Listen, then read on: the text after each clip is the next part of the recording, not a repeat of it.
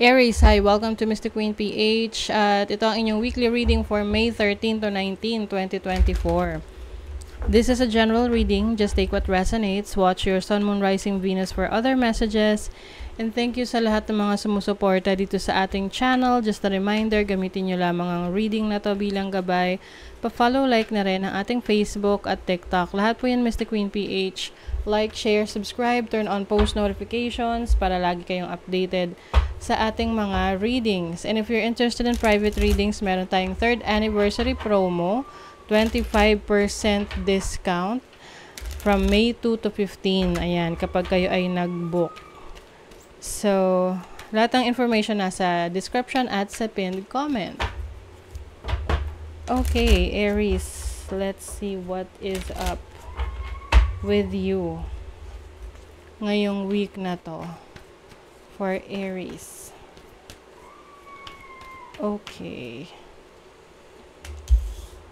That is your overall energy. This is your challenge, your opportunity, your blessing. Okay. So as overall energy, there is a new source of happiness, new beginning, can be a love offer or peace offering sa inyo.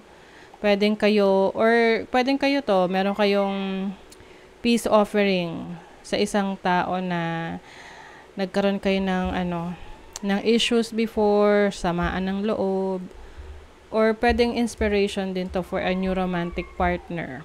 Okay, let's clarify. What is the Ace of Cups? Ano tong Ace of Cups na to? Queen of Cups can be a water sign, Cancer, Scorpio, Pisces. But I feel like, this can mean a love offer sa isang tao, no? Pwedeng ikaw yung mag-offer nung love na yon. Or pwedeng may maghihingi ng tawad. Can be a female figure, no? Pwedeng ikaw hingi ka ng tawad sa mother mo or yung mother mo hihingi ng tawad sa'yo, magkakaayos. So, your challenge is the 5 of Cups. Okay, so may mga bagay na nawala, mga losses kasi to na you are still holding on to it.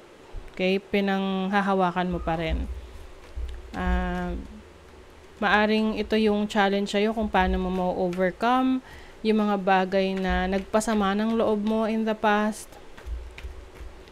Na instead na isipin mo kung ano yung nawala, mag-focus ka doon sa kung ano yung meron ka pa na hindi mo napapansin. What is the 5 of Cups? The Moon. Yes, some of you can be so emotional to the point na hindi na kayo masyadong nakakapag-isip. Kasi 'di ba pag ang tao masyadong emotional, high emotions, 'di ba? Minsan nakakagawa ng mga bagay na pinagsisisihan lang nila after. So maaring ito yung challenge sa'yo kung paano mo mare-regulate yung emotions mo. Some of you maaring meron kayong matutuklasan na naitago or tinago sa inyo in the past that dadamdamin nyo talaga. So ngayon, your challenge is kung paano mo mamamanage yung emotions mo. So your opportunity is the Chariot, which is, this is triumph, no? Tagumpay. Moving on, moving forward. So you have the opportunity to move on, move forward, focus on your goals, na to finally, talikuran na, no? Yung past. What is the Chariot? The Knight of Swords. Yes, this is a very fast energy. So, maaring iba sa inyo, pwedeng magmamadali, no? Na umiwas na sa mga bagay na nagpapastress lang sa inyo. Or, pwede ring meron kayong kakausapin na tao na yun yung makakapagpagaan ng loob ninyo the moment na makausap nyo to. Let's see your blessing. Page of Swords. Curiosity, knowledge. Yung iba may blessing kayo sa sa school. Pwedeng yung iba sa inyo nag-exam, tapos makakapasa kayo sa exam na yon as a blessing. You also have the world. Oh, some of you may blessing dito of magandang balita, no? Related sa trabaho ninyo. This can be related sa ina-applyan ninyo, pwedeng visa, pwedeng contracts. So, merong good news dyan.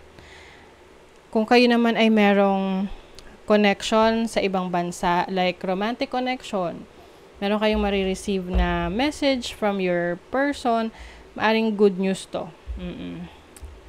So, let's see. Energies naman for your money, career, finances. Money, career, finances. O, Two of Wands, the Page of Pentacles, and the Tower. Oh, okay. So, I feel like finally magde-decide ka na. Kung ikaw ay matagal nang nag-iisip, no? May pinagpipilian ka no? Yung iba sa inyo nagtatrabaho, tapos gusto nyong mag-iba ng company or mag-shift ng career. So, ngayon, makakapag-decide na kayo. Kaya lang, meron kayong kailangang i-let go dito. Meron kayong bibitawan. But I think, kung ano man yung mapipili ninyo, maganda yung yung kanyang, kumbaga medyo promising yung kanyang potential. May potential. Maganda yung potential na mapipili mo. Yung iba sa inyo, pipiliin nyo mas magtrabaho abroad or anything related sa international affairs. O, diba? Maraming choices. O, ikaw, magiging the boss. You are going to be the boss. So, yung iba sa inyo, maaring ang career path is bagong trabaho sa ibang company, pero mas mataas yung sweldo, mas mataas yung posisyon. Yung iba naman, mas pipiliin yung mag-business dahil maaring meron kayong matatanggap na puhunan para makapagsimula ng negosyo. Pero syempre, mas malaki yung responsibilities niyan. So, let's see sa love life. Yung iba sa inyo, hindi kayo masyado nag-uusap ng iyong person, no? Kung if you are connecting with someone. Pwedeng yung iba sa inyo galing sa separation, tapos ngayon nagsisimula kayong muli, na nag-explore, lumalabas, meeting new friends, new connections. But if you are in a relationship right now, maaring mas nagfo-focus kayo ngayon sa individual na mga goals ninyo. Ngayong week na to, ha, maaring yun yung focus nyo. Pwedeng hindi mo na kayo nag-uusap, hindi dahil magkaaway kayo, no? Pwedeng busy lang kayo pareho. But still, andyan ang love. Oh. Kaya, ito yung time na bigyan nyo ng oras at panahon rin yung isa't isa na lumabas, to have fun, go on an adventure para mas lalong tumibay ang inyong relationship. Oo, minsan may mga ganyan kahit nga mag-asawa na isang buong linggo busy sila sa kanya-kanya nilang ginagawa, trabaho. Hindi sila nakakapag-usap talaga masyado ng malalim. So, yung iba, pwedeng babawi kayo sa person nyo na, labas naman kayo lang. Kayo lang dalawa. Feelings, ayan. Like what I mentioned kanina, diba? Medyo mataas ang emotions. Healing begins with feeling. Be gentle with yourself and tender with your heart. Yan, so be open. Maaring iba sa inyo, mas i-open nyo yung nararamdaman nyo. Parang, you will be opening up your feelings sa isang tao, kung ano talaga yung nararamdaman mo. Hindi lang to romantic, ha? Oo, pwede tong sa isang kaibigan, sa kapatid mo, kung nagkaroon kayo ng issue, problema. Diba? You're going to make peace. Just because some people are fueled by drama doesn't mean you have to attend the performance. Make your life a drama-free zone. Yan. So, yan ang iiwasan mo. Magkaroon ng drama sa buhay mo kasi nakaka-stress din yung drama. Minsan ayaw mo ng drama pero the person na you are connecting with, sila yung dramatic.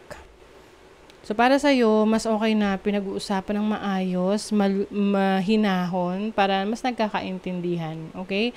So, that is your reading, Aries. Thank you so much. Bye!